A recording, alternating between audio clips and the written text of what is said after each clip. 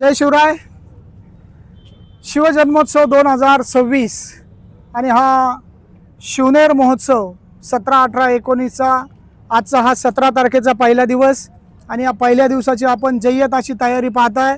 तुम्ही सगळीकडे जर पाहिलं तर मग हा आपला सांस्कृतिक कार्यक्रमाचा व्यासपीठ असेल किंवा त्याच्या समोरची तयारी असेल किंवा त्याच्या पलीकडच्या बाजूला जर पाहिलं तुम्ही तर तिथे तुम्हाला साधारणतः 150 स्टॉल त्या ठिकाणी महिला भगिनींच्या बचत गटांसाठी त्यांनी बनवलेल्या वस्तूंना त्या ठिकाणी एक प्लॅटफॉर्म व्यासपीठ तयार करून देण्यासाठी त्या ठिकाणी स्टॉल देखील आयोजित केलेले आहे. पाठीमागच्या बाजूला तुम्ही पाहाल तर कबड्डी, आजची कबड्डी आणि उद्याची कुस्ती याच्यासाठीचं भव्य आणि दिव्य देखणं स्टेडियम त्या ठिकाणी तयार केलेलं आहे.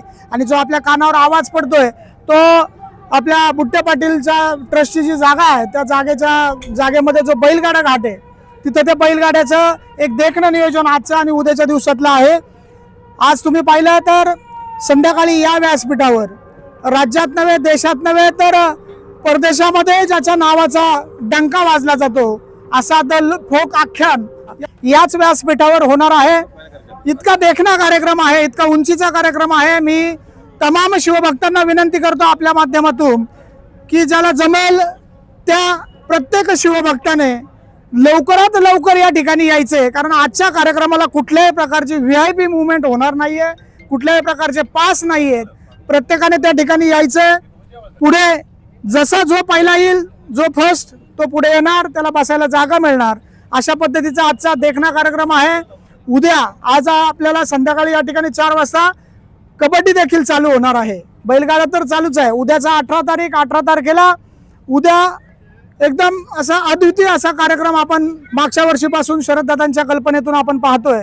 तर त्या ठिकाणी छत्रपती शिवरायांच्या त्या चौकामध्ये आपण त्या ठिकाणी मानवंदना राजांना देत असतो रात्रीच्या 12 वाजता. तर आपण त्या मानवंदनेच्या आधी साधारण 12:15 वाजता महाराष्ट्रात तो देखील गाजलेला असा एक सांस्कृतिक कार्यक्रम आहे. त्या कार्यक्रमाचं नाव आहे अभंग रिपोस्ट. तो कार्यक्रम 12:15 वाजता त्या ठिकाणी चौकात होणार आहे. त्या कार्यक्रमात नंतर 12 वाजता त्या ठिकाणी राजांना मानवंदना होईल. मानवंदनेबरोबरच त्या ठिकाणी जल्लोषात त्या ठिकाणी फायर शो होईल आणि तो फायर शो झाल्यानंतर उद्याच्या दिवसाच्या कार्यक्रमाची देखील सांगता त्या ठिकाणी होणार आहे. परवाचा दिवस अति महत्वाचा आणि उद्या 18 तारखेला ऑल दी बेस्ट याच व्यासपीठावर अभंग रिपोस्ट जो कार्यक्रम होणार त्याच्या आधी 7 वाजता या ठिकाणी ऑल दी बेस्ट हे गाजलेलं महाराष्ट्रभर गाजलेलं नाटक या ठिकाणी असणार आहे. नंतर ऑल दी बेस्ट नंतर अभंग रिपोस्ट नंतर त्या ठिकाणी मानवंदना आणि 19 तारखेला पुन्हा 19ला या ठिकाणी कबड्डीच्या स्पर्धा आहे. स्टेडियम बनवले तिथं. त्याचप्रमाणे आपले स्टॉल देखील चालू असणार आहे 3 दिवस.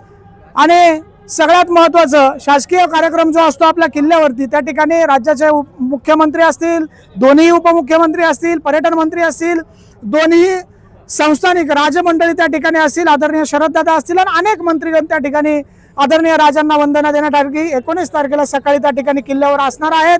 एक सगळ्यात महत्त्वाची गोष्ट त्या ठिकाणी घडली आहे की आज आपल्या तालुक्यातली एक मुलगी जिचं नाव सिद्धी आहे, तिने रांगोळीचा विश्वविक्रम केला आहे.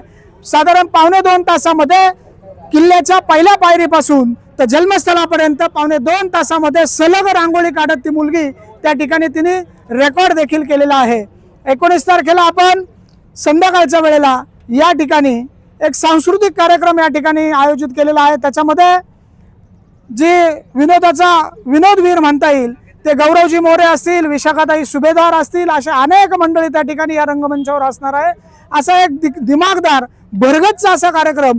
तुम्ही जर चौकात गेले तर चौकात त्या ठिकाणी पाहिलं की जुन्नर नारंगाव रस्त्याला अगदी आपण बाजार समितीच्या समोर जर पाहिली तर एक भव्य आणि दिव्य अशी तुळजाभवानी मातेची एक 3D अशी आकर्षक त्या ठिकाणी वेस तयार केलेली आहे, एक देखावा तयार केलेला आहे.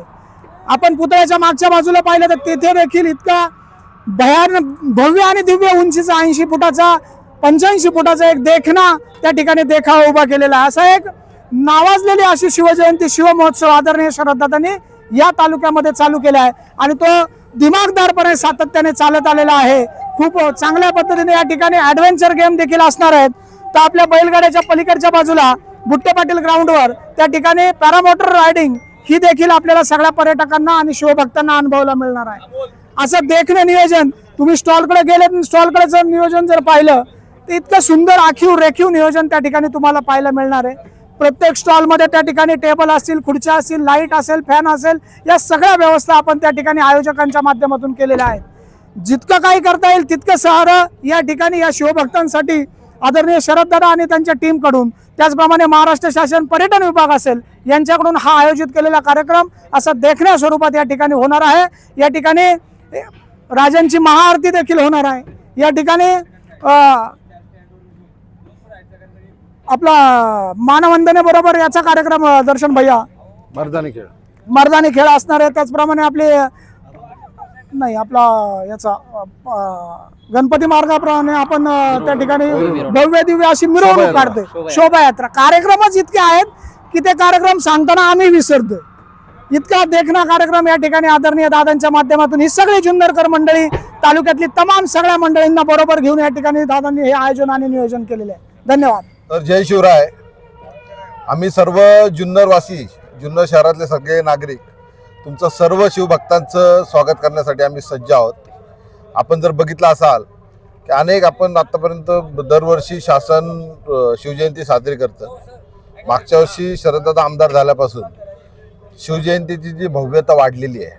फंडिंग पहिलं पण येत होतं, फंडिंग येत असताना देखील पहिल्यांदा अशा भव्य स्वरूपाची कधी शिवजयंती जुन्नरकरांनी अनुभवली नव्हती.